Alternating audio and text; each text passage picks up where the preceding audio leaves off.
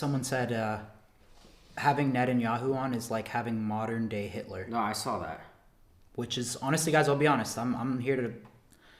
It's a good point. So those podcast bro caricatures are the NELK Boys, and they are now facing massive backlash after interviewing Benjamin Netanyahu. Right? And he, of course, is the Prime Minister of Israel, which is a country that many rights groups and experts say is perpetrating a genocide in Gaza. Right? With many arguing that if it's not a genocide, why is it genocide shaped? And then with all that, as far as this interview, it actually took place on July 8th, which is when Netanyahu was in the US meeting with Trump. And notably, you had outlets like Axios reporting at the time that the move seemed to echo Trump's campaign strategy of building support outside of traditional mainstream channels. With them reporting, it's a sign that Netanyahu recognizes the influence of the MAGA media universe and wants to build support for Israel and the Prime Minister's own policies within a key segment of Trump's base. And now that the interview has been released, you have many saying that it is clear why Netanyahu chose the NELK Boys. They were completely out of their fucking depth. And at the beginning of their episode, they even seemed aware of it, but then they just continued through. This is nuts. This is so crazy. We are so not qualified to do this. No. This is probably one of the most, if not the most controversial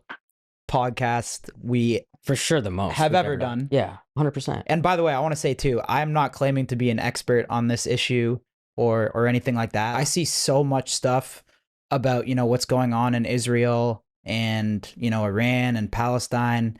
And to be honest, I just really don't know what is going on there. And of course, as many others have already pointed out, that the big problem with interviewing someone about something you know almost nothing about, especially when that person has a vested interest in pushing a certain narrative, when that person says something that isn't true, you can't point that out. You don't even have a chance. And when you have a massive platform like the NELK Boys, you're just giving them your megaphone and essentially co-signing. They're going to argue that they're not.